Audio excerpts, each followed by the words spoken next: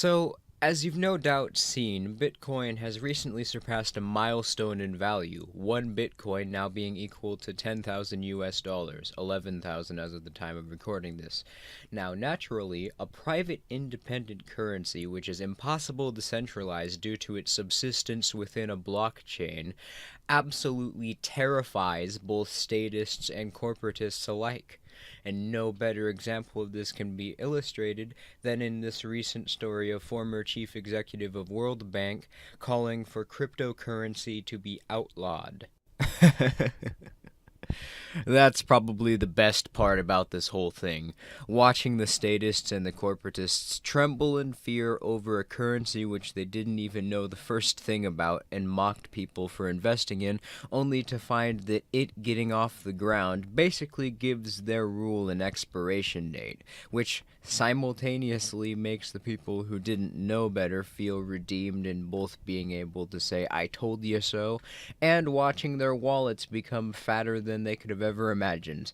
For those of you who don't know, investment in cryptocurrency and the raising of the currency cap in private non-fiat economies is central to the theory in an ideology known as agorism, which, spoiler, I will be making a video about in the near future.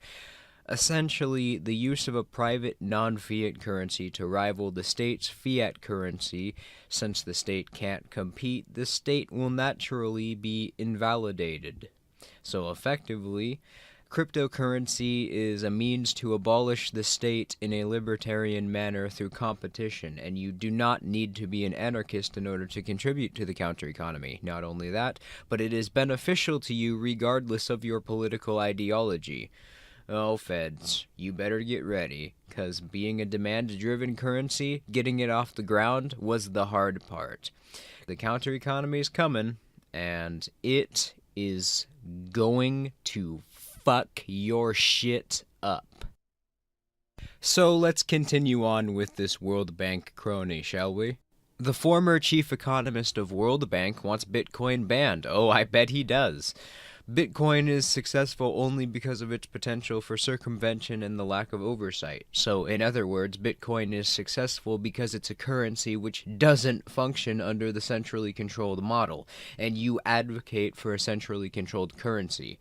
You've basically just admitted that you believe in economic failure, and that economic failure is something that's desirable, and for some reason you expect us to stop doing what's profitable because of this? Imagine that for a moment. Hey guys, I know you've got a successful thing going on right now, which will create a more prosperous society, improve your quality of life greatly, and make you wealthy beyond your wildest of expectations in the process, but all of those things which you're fighting against are actually good. You can trust me, I'm a guy who thinks it's possible to ban a currency which exists inside of blockchain. Anyway, he goes on to say that it should be outlawed because he claims that it doesn't serve any socially useful function, quote-unquote, which I think he's actually managed to out-bullshit EA on excuses with this one, because if it didn't do anything significant as he claims it would, he would not be trying to argue for it to be outlawed. And while we're on that note, who decides what is socially necessary? What does that phrase even mean? Necessary to socialize? Necessary to a civilization?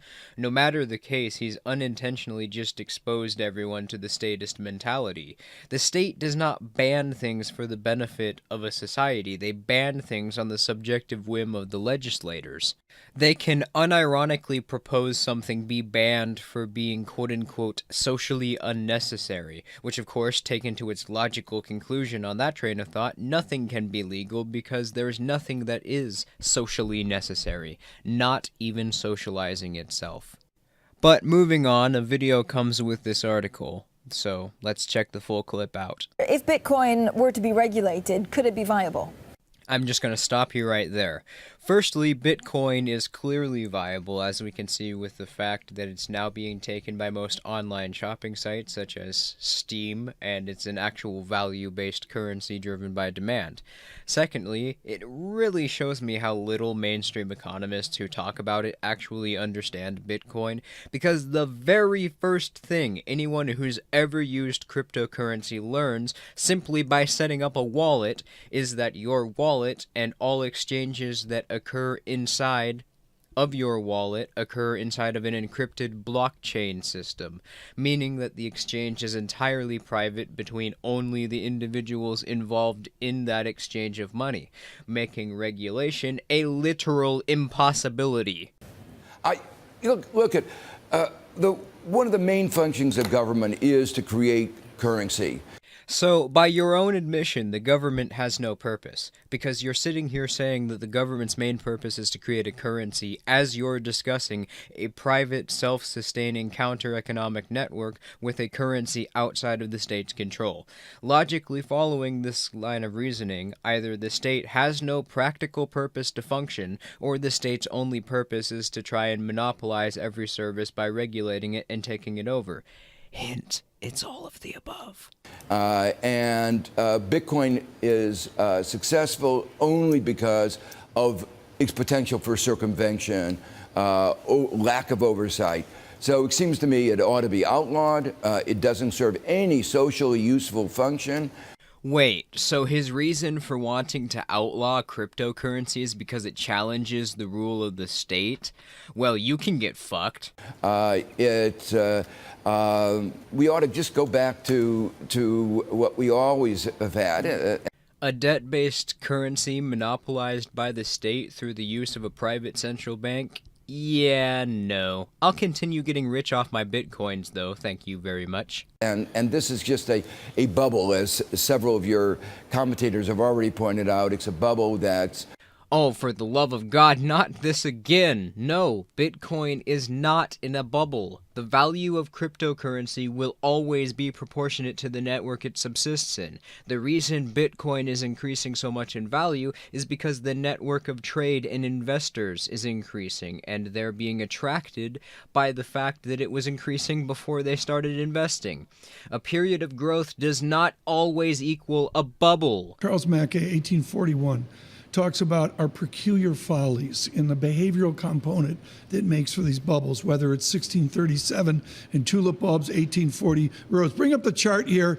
For those of you who don't know what he's talking about, and I don't blame you because I had to look it up since it didn't really make any sense to me either, Charles Mackay, a poet, wrote in 1841 in an essay called Extraordinary Popular Delusions and the Madness of Crowds, he wrote, "Every age has its peculiar folly, some scheme, project, or fantasy into which it plunges spurred on by the love of gain, the necessity of excitement, or the force of imitation." So the commentator here is trying to draw a parallel from this to Bitcoin, but it makes absolutely no sense for reasons mentioned earlier, mainly that Bitcoin increases in value directly proportionate to the larger amount of people trading in it. So it seems like he's got no idea what he's talking about, and to an extent he's aware of that. So to make himself sound intelligent, he waves his hands at some writing which isn't even related to economics to make some pseudo-intellectual non-point. Here's the bubble in the making. This is log Bitcoin. I can't stand the arithmetic charts, and this is all you need to know. This is massive convexity. I haven't seen that chart since the tulip bulbs when we were doing surveillance by semaphore. Professor Stiglitz, they're relying on a Marxist theory of value.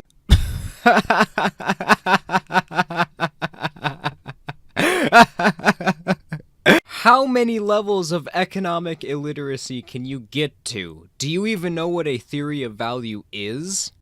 I don't even know how it is possible to be this wrong. Well, this is pretty much the end of the video. Nothing new is said after that, but apparently he thinks that people who mine for Bitcoin and trade with it believe that value is derived from labor, even though Bitcoin's mere existence completely undermines that idea.